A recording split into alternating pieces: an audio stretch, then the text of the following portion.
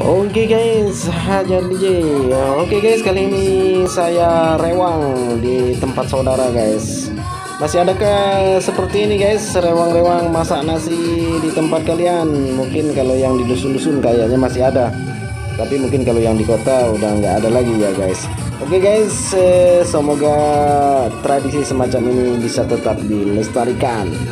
Oke guys, lanjut.